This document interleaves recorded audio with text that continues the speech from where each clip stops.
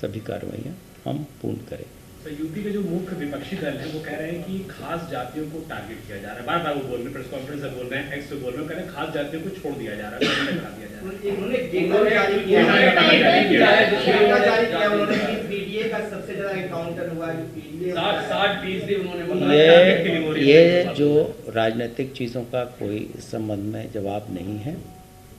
मैं जहाँ तक आरोप की बात है इसका मैं पूर्णतः खंडन करता हूँ। मैंने पहले भी खंडन किया है। किसी भी व्यक्ति अपराधी के जाति और धर्म देख के कोई कार्रवाई नहीं होती, और आज से नहीं, ये हमारी भी लगभग 32 साल की सर्विस है। पुलिस एक्शंस हमेशा से होते रहे हैं, और जहाँ भी गलती पाई जाती है, अगर किसी के द्वारा किसी व्यक्तिगत रंजिश में या पर्सनल लाभ के लिए अगर कोई गलत कार्रवाई की जाती है तो उसके लिए इतने चेक्स एंड बैलेंसेस हैं, या आपकी नज़र इतनी पैनी है कि उससे कोई बच नहीं सकता। भ्रामक आंकड़े आपने बराबर सुने होंगे कि साहब उत्तर प्रदेश में सबसे ज़्यादा महिलाओं पे अपराध है। लोग संख्यात्मक चर्चा करते हैं, जबकि जब हमारा सबसे बड़ा पॉपुलेशन बेस है तो संख्यात्मक की क्या बात है। अपराध दर से चीज़ें तय होती हैं, और जो नेशनल क्राइम रिकॉर्ड ब्यूरो के आंकड़े हैं आप उसके हिसाब से देखिए। आज के दिन में महिलाओं के संबंधित अपराध में सजा का प्रतिशत उत्तर प्रदेश का हाईएस्ट है। ये समय समय पे हम आपको देते रहे हैं। कोई ऐसी चीज़ें ना तो नक्शे या आंकड़े इस आधार पे एकत्रित किए जाते हैं जिससे कि आप किसी की जाति इत्यादि का पता कर लें, तो ये सर्वथा गलत है। निजी कार्यक्रम के दौरान एनकाउंटर पे बयान देते हैं, जबकि जियो भी है ऐसा कि 28। देखिए, किसी इंडिविजुअल के द्वारा जो बात की जाती है उसके बारे में विभाग में ऑलरेडी पूरी प्रक्रिया तय है। उसके हिसाब से आगे की कार्रवाई, अगर कोई अपना कोड ऑफ कंडक्ट नहीं फॉलो करता तो उसके हिसाब से कार्रवाई होगी। सर, मंगेश यादव और उसके परिवार के लोगों का आरोप है, और जिनको गिरफ्तार किया गया कि 4 दिन से पुलिस ने अरेस्ट कर रखा है।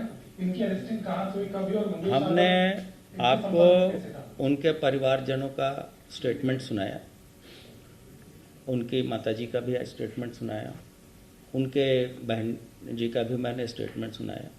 उनका आपराधिक इतिहास आपके पास है। अब इसमें कभी कभी ये भी हो सकता है कि पुलिस की कार्रवाई में किसी का कोई आपराधिक इतिहास न हो। ऐसी भी कार्रवाई होती है।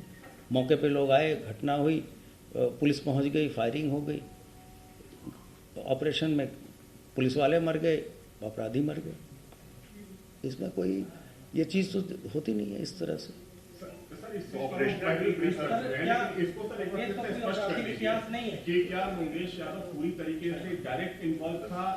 भाई, आपको वीडियो में दिखा दिया गया, उसमें हमने पॉइंट करके भी बता दिया कि कौन आदमी कौन सा अपराधी है।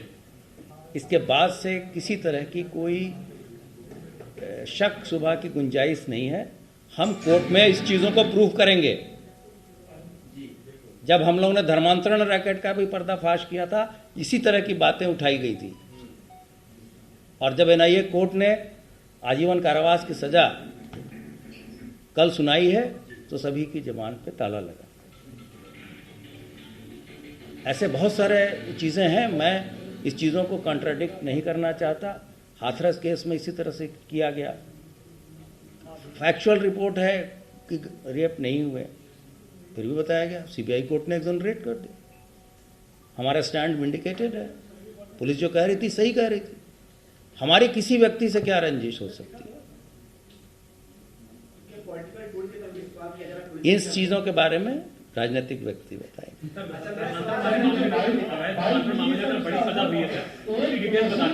जी, वो सब बताया जा चुका है। आपको कल सभी चीज़ें दी जा चुकी हैं, और इसमें टोटल 17 व्यक्तियों के विरुद्ध हमारे एटीएस ने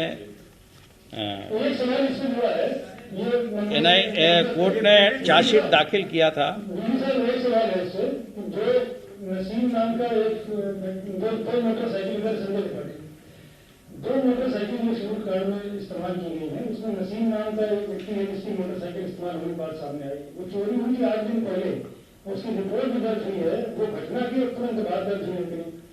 नहीं, वो तो जो मोटरसाइकिल चोरी का भी हम लोगों ने वीडियो, जो हमने ऑपरेशन त्रिनेत्र चलाया हुआ है और जो टेक्नोलॉजिकल अपग्रेडेशन किया है, उसका भी बहुत बड़ा फ़ायदा हम लोगों को मिला है कि इस तरह की जो घटनाएं होती है, अपराधी इतना साक्ष्य छोड़ जाते हैं, जिससे पुलिस को बहुत सहायता मिलती है। सर आखिरी सवाल एक जांच अभी चली रही है। आज मॉर्निंग में सर हरदोई का भी एक मामला आया है, वहाँ बताया जा रहा है कि फॉल्ट केबल जो है वो ट्रैक पे लटका हुआ था।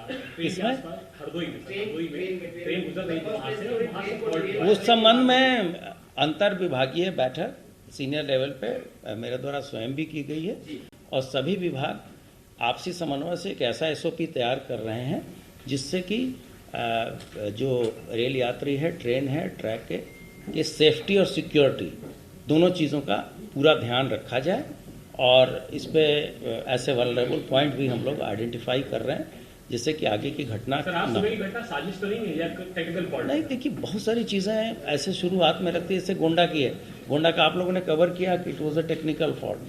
तो चीज़ें जब आएंगी, अभी से पहले ही से जब कंक्लूजन पे जंप कर जाना उचित नहीं है। हम सभी पहलू को देख के आगे की कार्रवाई